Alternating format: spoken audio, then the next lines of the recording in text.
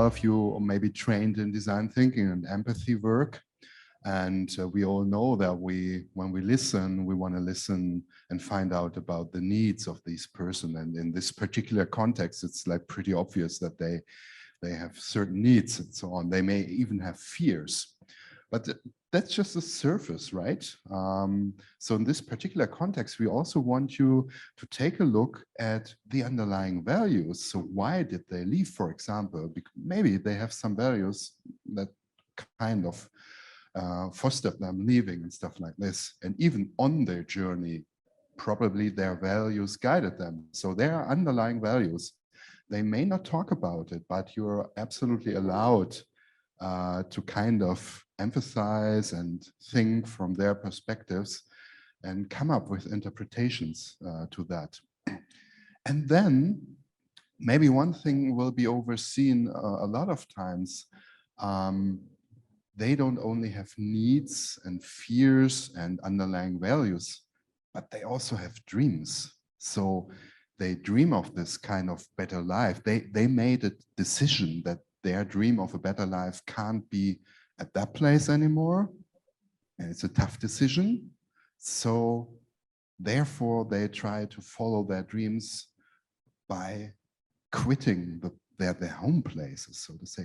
So I think it's really important to also try to understand the dreams of these people. So just some few headlines here for you in order to make you not just looking at what they say, what were my needs and so on, but maybe you want to dig a little bit deeper. We will provide you later on with a template where you can all sort it out and kind of systematically write it down as a group what you think. But for now, it's just your perspective on it, and we will share those perspectives later on. Does it make sense to you?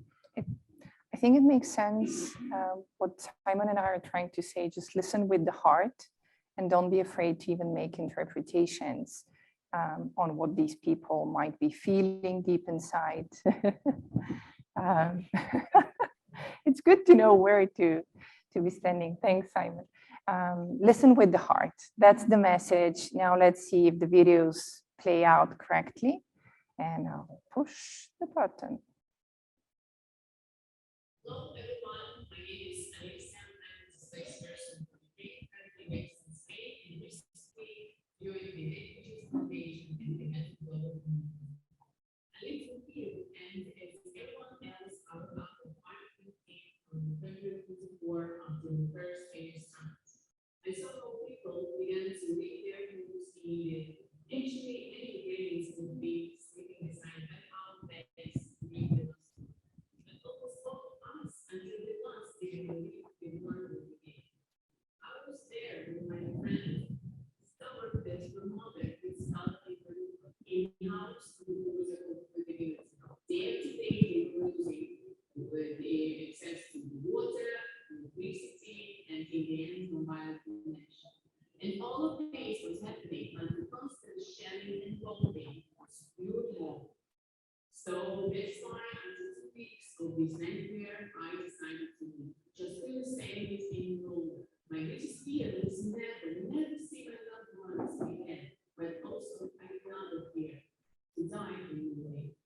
So I got my job, my people were also willing to leave from here and went to the western parts of Ukraine. Unfortunately, we didn't manage to get a place before curfew, so stopped on the refugee center and slept on the floor and we died.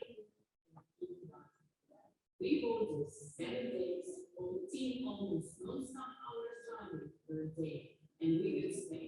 Looking back, I remember thousands of volunteers I saw in the borders. Open eyes, hearts, kindness, love, humanity, and the unconditional desire to help. It was something I've never seen before. And as I know, all this help was organized in the very first days by common people, volunteers, NGOs.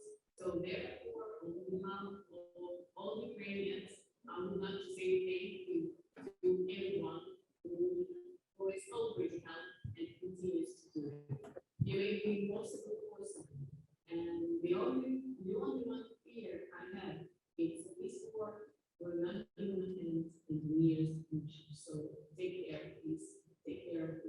I'm from South Sudan. I'm very living in Kenya. Kenya, what do you think?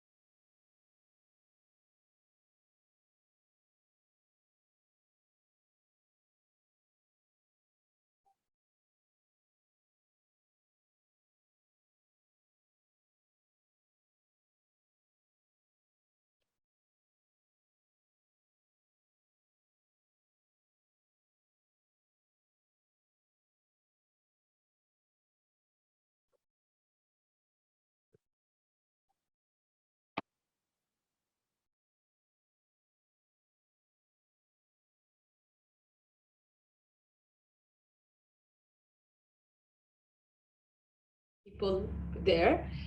So I was planning to my life as a survivor to continue to complete my education and start working as a professional person there. But the situation in Lebanon wasn't that easy. It was like suffering from the majority of the Syrians there, or Syrians refugee. Besides, the country itself couldn't stand all of that problems that happening that time. So I graduated from the Lebanese International University after getting a scholarship from Spark in 2019. I studied communication of arts, radio, and TV. And you know, the situation after 2019, the revolution has just begun, and the corona or COVID-19 pandemic spread the world. And lately the August 4th and everything that's happening there, also the economic crisis. I launched my own business called Gharna Halabi, also as an entrepreneur to survive and to help other entrepreneurs or other refugees to launch their own businesses. But still, the situation wasn't easy. We suffered a lot of shipping our products outside of Lebanon to get the money to Lebanon, especially that we are Syrians, we don't have any rights there, and so on. Lately, I joined many NGOs as a volunteer to help other refugees in Lebanon to survive, because I suffered a lot in Lebanon, and I felt like it's my duty to help other refugees, as some people helped me in the beginning. So I've got many opportunities, and I became a Spark alumni network lead and communication coordinator at Techfugees Lebanon. We succeed launching 2 projects in Lebanon to help refugees with English and tech and remote skills to work remotely, and we link them with some opportunities.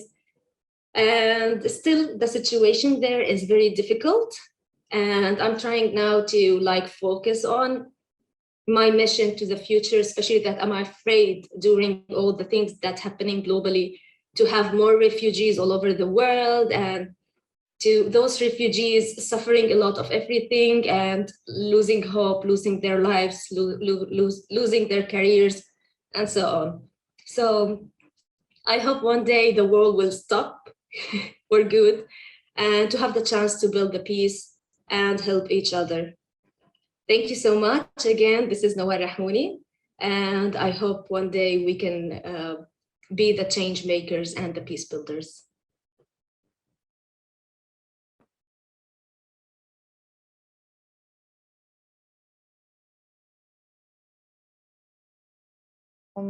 It's always hard to move from this empathy work onto the action, but the first step is actually to reflect a little bit on what you've heard, and what, if you have to synthesize really on one page, and we'll give you a template for that, but what are the fears, the dreams, the values and the needs of these people? And you can take any one angle, like one of the stories, or you can look for patterns within the 3 stories. You can enrich the data with any other refugee stories that you know.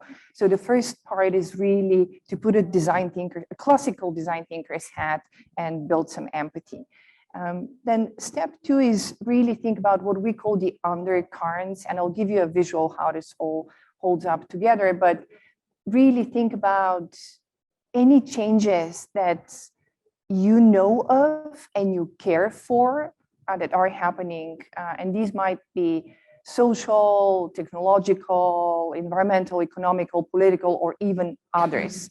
And you don't have to be expert in all of these. You don't have to describe all of these changes, but just 1 or 2 that you know of, that you kind of can sense and you care for.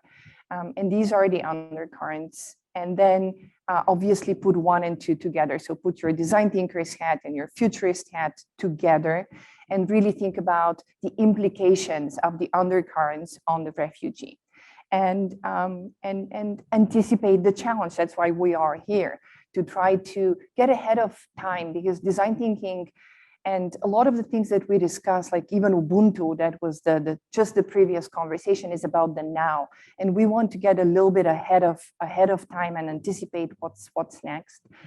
So the visual, how this holds up, and we'll give you the same template that you see on the screen, and we'll leave it on the screen. And for the online participants, we have prepared the same in Miro. The visual analogy that we have used is, when you think about the refugee, the fears, the dreams, the values, the needs for stability, think of a fragile journey, like on a pedal board, trying to move from one place to the other, and really think about the board as what the refugee needs for stability to really be afloat, to stay above the water. And the pedal itself as the values that will steer you in one or another direction.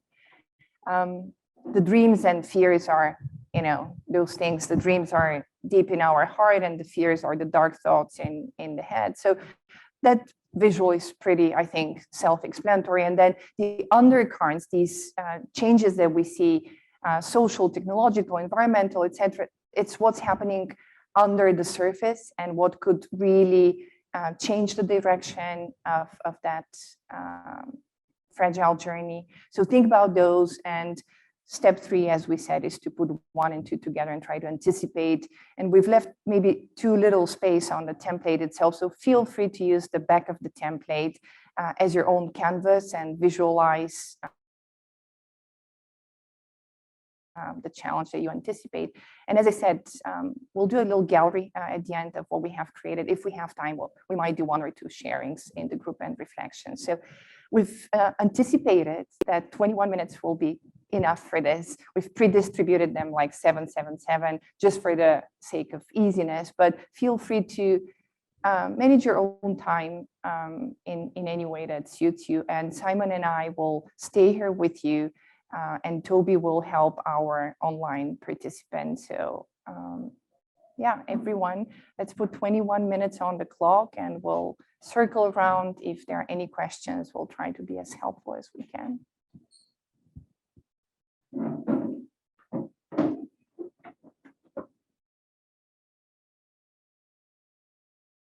All right, I just switched my camera and it is a bit too bright for you.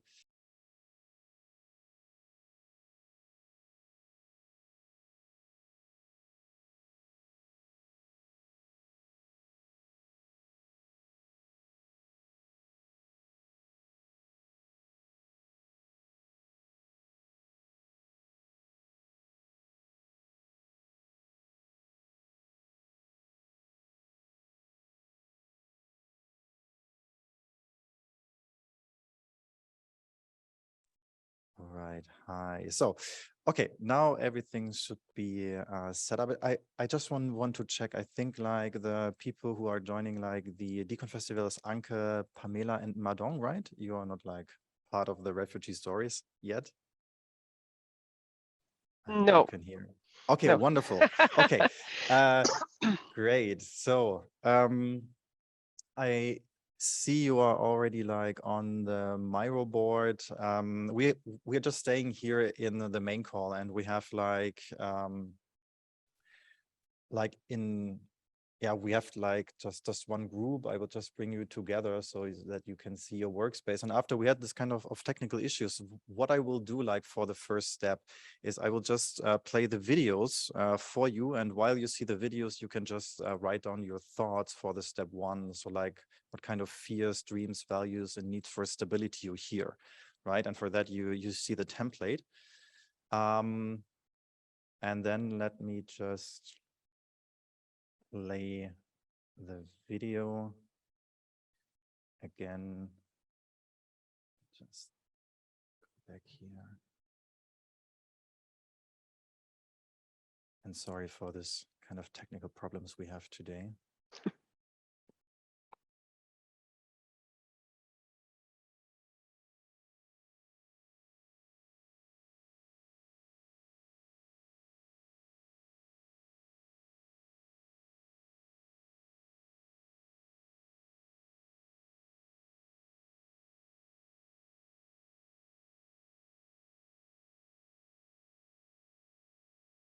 It's good. We can hear you.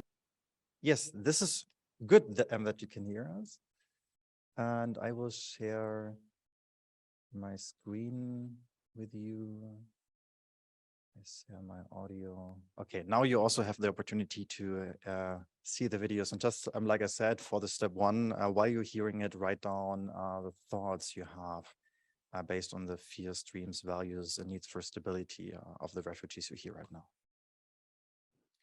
Hello, everyone. My name is Alessia. I'm a displaced person from Ukraine, currently based in Spain, and recently joined the Techfugees Foundation at the head of global community. I lived in Kiev, and as everyone else, I woke up at 5:20 on February 24 after the first airstrikes. I saw how people began to leave their homes immediately. Actually, many Ukrainians have been sleeping beside bag-out bags during the last month, but almost all of us, until the last, didn't believe the war would begin. I was there when my friend discovered that her mother got stuck in Mariupol, in a house on the border with the military. Day after day, they were losing the access to the water, electricity, and in the end, mobile connection. And all of this was happening under constant shelling and bombing. It was pure hell. So that is why after 2 weeks of this nightmare, I decided to leave. Just couldn't stand it any longer. My greatest fear was never see my loved ones again. But also I had another fear, to die on my way. So I got my dog, find people who are also willing to leave for Kiev, and went to the western part of Ukraine. Unfortunately, we didn't manage to get the place before curfew, so stopped on the refugee center and slept on the floor in the dining room at the kindergarten. 3 borders, 7 days, 14 almost non-stop hours driving per day, and we got Spain. Looking back, I remember dozen of volunteers I saw at the borders. Open eyes, heart, kindness, love, humanity, and the unconditional desire to help. It was something I've never seen before. And as I know, all this help was organized from the very first days by common people, volunteers, NGOs. So therefore, on behalf of all Ukrainians, I would love to say thank you to everyone who has already helped and continues to do it. You make the impossible possible. And the only one fear I have, it's this war will not gonna end in the nearest future. So take care, please. Take care of yourself and your loved ones. Hi, my name is John. I'm from South Sudan. I'm currently living in Kenya as a refugee. In Kenya, I'm working with Techfugees as a community coordinator, where we do provide digital solutions to refugees in the camps as well as in the urban centers. I'll briefly talk about my refugee journey, how it actually started. It started in 2013 when war broke out in my country. 2013 is actually the time when I witnessed a dead body. Innocent civilians were killed, which included children, women. So there was a lot of confusion where I could reach for my safety. I saw a lorry that was carrying certain youths. I actually didn't know where it was actually going. Fortunately, it was a UNHCR vehicle which was heading to a refugee camp. I climbed the lorry. We moved.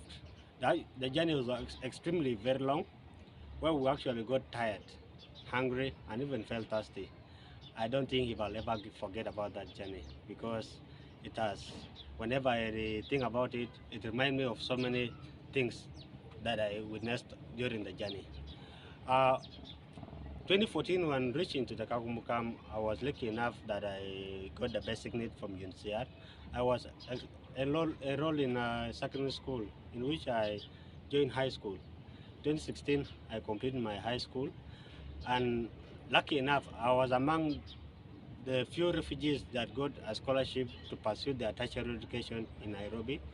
I was enrolled in JK Watt, that is Jomo Kenyatta University, to pursue my bachelor's degree in IT. Most of the problems that are being faced by the refugees today, those are psychosocial stress, limited fundings due to global crisis, lack of education, and food, as well as insecurity from host communities. Refugees today are having certain fears, which include depression and fear of violence, because whenever they are being exposed to violence, they're actually remembering where they came from. So those are some of the challenges being faced by the refugees. Thank you so much. Hello everyone, this is Nawar Rahmouni. I am 33 years old. I am originally from Aleppo, Syria, and I moved to Lebanon in 2013 during the conflict there, like any other Syrian people there. So I was planning to my life as a survivor to continue to complete my education and start working as a professional person there, but the situation in Lebanon wasn't that easy. It was like suffering from the majority of the Syrians there, or Syrians refugee. Besides, the country itself couldn't stand all of that problems that happening that time. So I graduated from the Lebanese International University after getting a scholarship from Spark in 2019. I studied communication of arts, radio, and TV. And you know the situation after 2019, the revolution has just begun, and the corona or COVID-19 pandemic spread the world, and lately the August 4th and everything that happening there, also the economic crisis. I launched my own business called Gharna Halabi, also as an entrepreneur to survive and to help other entrepreneurs or other refugees to launch their own businesses. But Still, the situation wasn't easy. We suffered a lot of shipping our products outside of Lebanon to get the money to Lebanon, especially that we are Syrians, we don't have any rights there, and so on. Lately, I joined many NGOs as a volunteer to help other refugees in Lebanon to survive, because I suffered a lot in Lebanon and I felt like it's my duty to help other refugees, as some people helped me in the beginning. So I've got many opportunities and I became a Spark alumni network lead and communication coordinator at Techfugees Lebanon. We succeed launching 2 projects in Lebanon to help refugees with English and tech and remote skills to work remotely, and we link them with some opportunities. And still, the situation there is very difficult. And I'm trying now to focus on my mission to the future, especially that I'm afraid during all the things that's happening globally to have more refugees all over the world, and to those refugees suffering a lot of everything and losing hope, losing their lives, losing their careers, and so on. So I hope one day the world will stop for good, and to have the chance to build the peace and help each other. Thank you so much. Again, this is Nawar Rahmouni, and I hope one day we can be the change makers and the peace builders.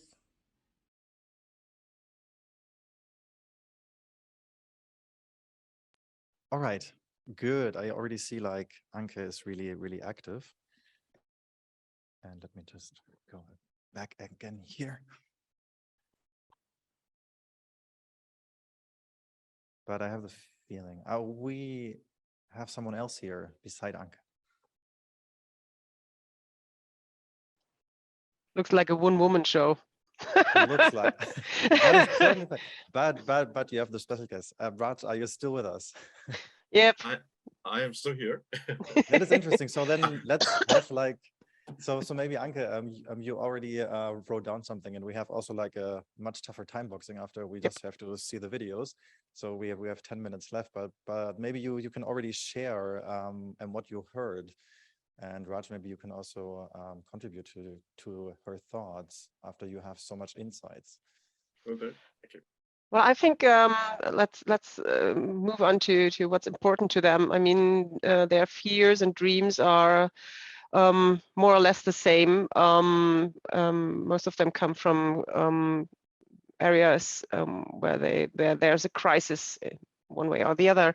So what they actually crave is stability, security, and a purpose.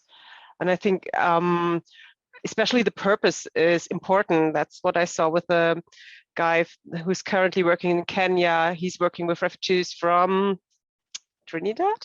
I didn't really understand that, but also what was her name? Rahmouni. She is working with refugees, and I think the first lady also has the feeling of having to give something back. It's a kind of being thankful and grateful, and then yeah, I think gratefulness it is what is actually moving them in a way, and there's a saying that there's a thankful or grateful person who gives back 10 times what they have received. And I think that's true about humans. And that's what I kind of saw or heard in those 3 statements. Yeah. Well, I think certainly thank you, Anke. This is Raj here, so I totally concur. I mean, in general, you know, the 3 stories that we have, the underlying denominator, like with any humans, when you're faced with a crisis or an unforeseen event, the first thought to come to mind is safety, right? It's a basic human instinct. Either you fight or you depart for safety. So it can be a very traumatic experience, as we've heard, and fundamentally, as you know, Alyssa mentioned when she was displaced from Ukraine, you know, her biggest fear was not being able to see her loved ones, and being separated from that, and you know, and being forced to go on the road, and the fear of death is also there as well. And with, with the other stories you've heard, people do witness, as they go in the journey, they witness horrific events, and that's traumatic, right? But as they go, fundamentally, it's all about access, basic access of basic needs, things like water and food and shelter. The fundamental sort of hierarchy of needs comes into place. So yeah, generally that's the overarching sort of umbrella of fear, I think, that happens to any person who's been displaced. Yeah. Mm. Yeah, but I think also when at the moment that they have been provided with those essentials, especially the safety aspect. I mean, safety includes knowing what you will eat tomorrow or where you will sleep tomorrow or something like that. So if you have that safety aspect covered, again, I think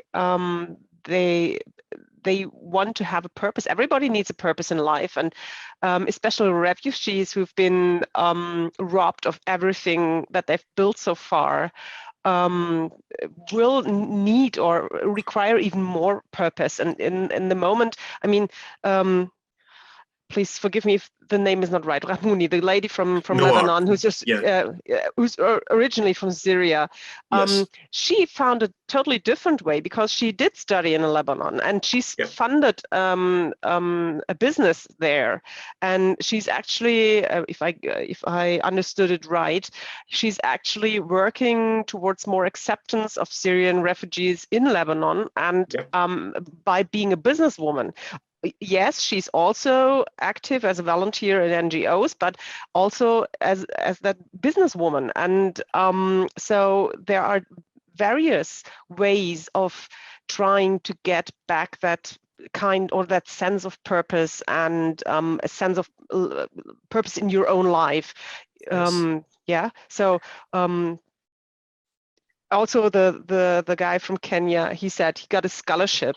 So it is like finding a way of getting your feet back on the ground again and then giving back to society, to community. Yes, absolutely. I think we've got John on. So it's John in Kenya and Nawar in Lebanon. They've got amazing stories. But as you say, having achieved that safety, I mean, essentially, this is a typical hero's journey of any human, right? So if you're faced with a traumatic event which forces you to leave your loved ones, then you're on a hero's journey, right? And it's a bottomless pit. And but if there are. I think in that journey, it's getting access to trust, right, and building that trust. So how do they get access to trusted information? How do they know that the people, strangers that they're being pointed to are validated and verified and able to point them in the right direction? So and that's a lot of confidence building. And as you say, once they've established that sort of relationship with their appropriate trusted guardian, then they're able to come into a zone of comfort that actually becomes much more enterprising, as you've heard from the stories of John and Noir. So it is a long sort of like a rebuilding of lives and their participation in the digital economy, and it's really fundamental to building their own core values, which unfortunately being shaken by the events that we've seen. I really wonder, I mean, those have been three singular fates. When I think about other huge issues, especially on the borders of Europe, and I'm thinking of Moria in Greece, the huge camps, how might we address this giving people a purpose and the hope of life and then getting their life back, to make it their own life again, more in a mass movement, not singular fates, but more in in groups of people and families and stuff. Yes, so. It's a tough one because unfortunately, there is a political sort of macro level that kind of dictates, the paths, the formal routes of safety are kind of being blocked at the moment, right? Which is what's forcing people to take very dangerous routes, as we've heard. And so in the process of migration, when the crisis happens, whatever crisis, whether it's a war or climate change, but eventually, they are displaced. They need access to trusted information and maintaining their self-sovereignty of data, right? Their own personal data, whilst they get to safety. And then once they get to safety, maybe that could be a refugee camp or something, then unfortunately they're forced in exile, and they may or may not be torn apart from their families. So the key question is how quickly we can, establish those family connections to rehabilitate. But being in a refugee camp is traumatic itself, because there are certain events like COVID pandemic has hit, access to food, access to water, the basic commodities are still relevant, and it's horrendous. And essentially, how do they get access to the internet and access to education and health, and all these questions happen. So it's a depressing environment, and so we have to look at different stages. So the one is, what is it we can do to guide people to safety with, to trusted information, and how do we connect people to resources using technology, and addressing the digital divide that happens in the camp or at the borders.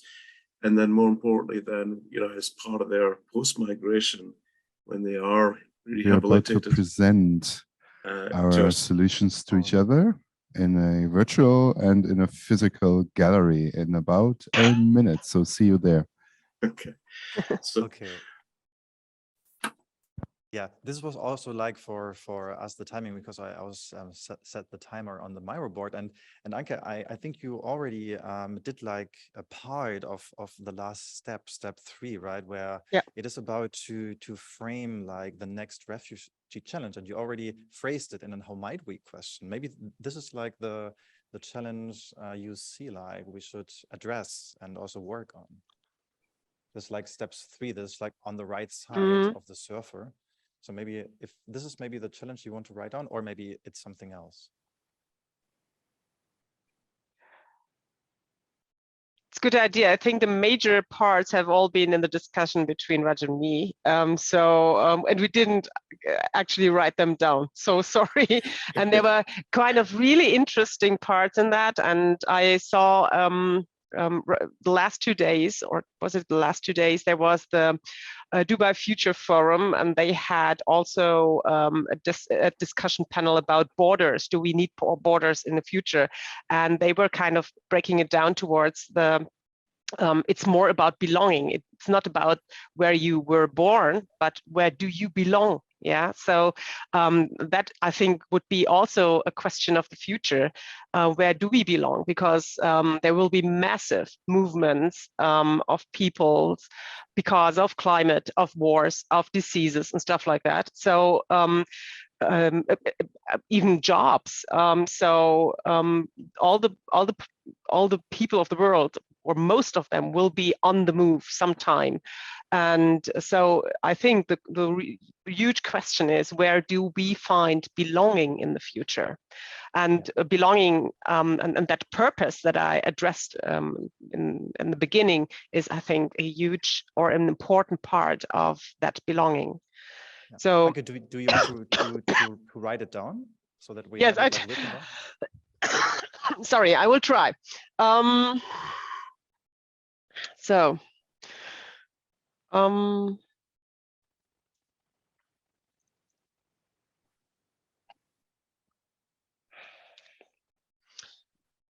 No time pressure, right? Design thinking always. We heard it yesterday. I know. From Hasso, that we need it. But maybe to start with, how might we, right? Yeah, I know. Like a really good opener. I was just trying to remember what my question was, the first how might we question.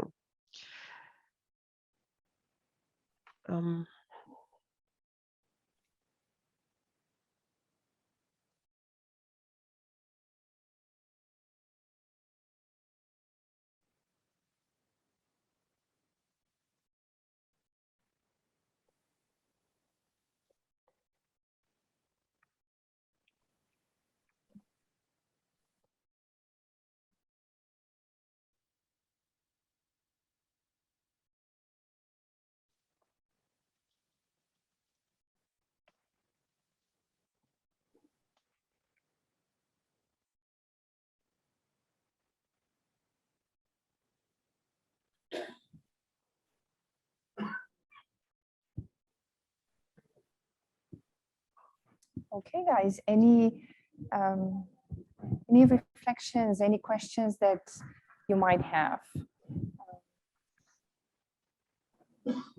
I'll use the opportunity as you're reading and maybe reflecting, and this will stay, will not take this away. The only thing that we will take with us is the challenges that you identified. Techfugees is lucky enough to have many partnerships. And next week, there will be a hackathon called Hack for Peace, organized by one of our partners. So these challenges will be taken further and explored further. So we thank you for that. But if you want to share anything, now is the time before, I think, the big announcement at 12:30.